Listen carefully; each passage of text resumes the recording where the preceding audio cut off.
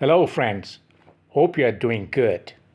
Let's continue with different conversational topics. Hope these topics will definitely enrich and enhance your knowledge, fluency, as well as confidence to speak without hindrance.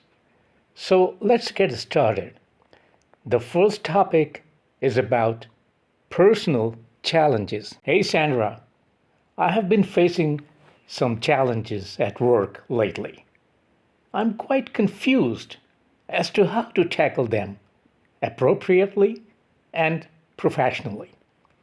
Hi, Jim. I'm sorry to hear that.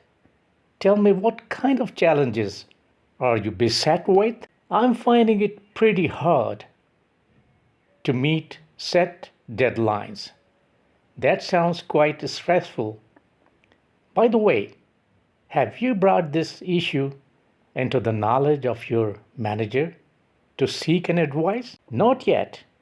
Reason being, I don't want to seem like I'm not capable enough professionally. It's really important to communicate and highlight your concerns. They might not realize you're overloaded until and unless you initiate. You are absolutely right. I keep struggling staying organized, which doesn't help.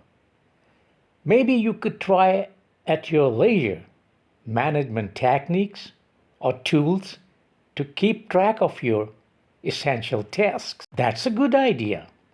I haven't really tried any tools before. They can be quite helpful. Also, taking breaks is very important. Do you normally take breaks? Not really. I usually work through lunch. Take my humble advice. Breaks can actually help enhance your productivity and ability to meet challenges. I'll try to do that more often. Besides, I have also been feeling a bit isolated working from home. That's a common issue. In my opinion, you can always schedule virtual coffee breaks with your colleagues. Amazing. It would be nice to catch up with them more. Definitely. Remember, to cope up with challenges is a part of your professional life, but it's how you handle them that counts.